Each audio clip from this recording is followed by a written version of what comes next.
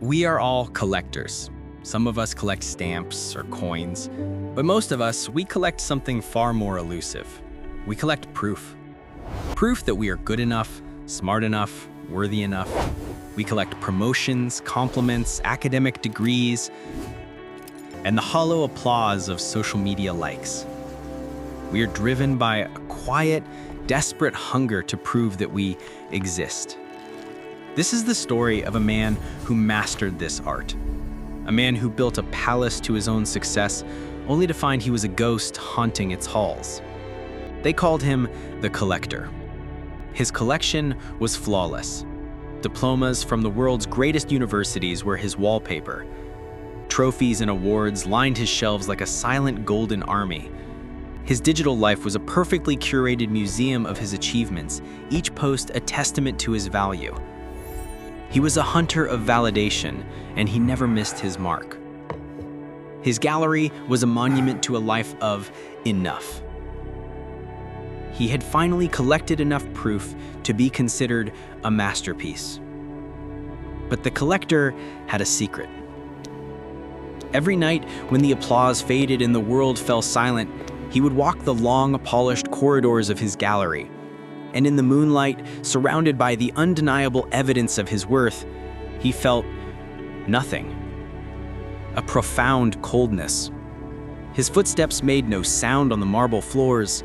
He would reach out to touch a gleaming trophy, a symbol of a great victory, but all he could feel was the cold, dead weight of the metal. He saw the symbols of his life, but he could not feel the life within them. He was a stranger in his own museum, a curator of a life he had never truly lived. One night, the silence of his gallery became unbearable. What is left? He looked at 100 proofs of his success and asked the one question that terrified him. If you take all this away, what is left? The gallery offered no answer. There was only the echo of his own emptiness. He was a collection of impressive labels with nothing inside the bottle. He realized the horrifying truth that he had spent his entire life crafting the frame and had completely forgotten about the picture. In an act of quiet desperation, he did something he had never done before. He left the gallery. He unlocked the great oak doors and stepped out into the cool, imperfect night. He had no goal, no achievement to hunt. He was just walking. He noticed the feeling of the crisp air on his skin. He looked up at the chaotic, unpredictable pattern of the stars. He heard the distant, unscripted laughter from a house down the street. These were things that could not be framed, collected, or mounted on a wall. They held no value in his gallery. But for the first time, he felt a flicker of something real. And he understood. His entire life had been about the exhibits, the trophies, the diplomas, the praise.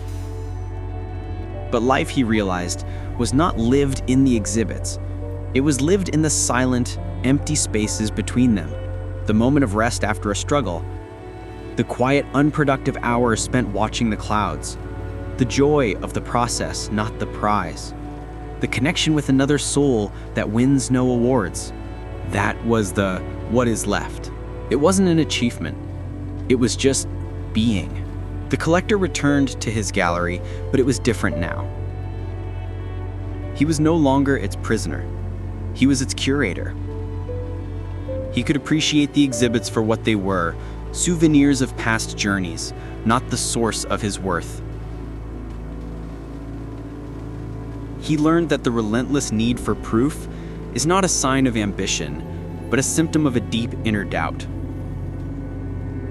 He found his value not in being something, but in the quiet, courageous peace of being nothing in particular.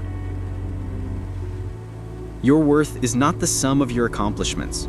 It is the quiet, luminous space between them. The freedom to be a work in progress, not a finished masterpiece. The courage to be a human being, not just a human doing.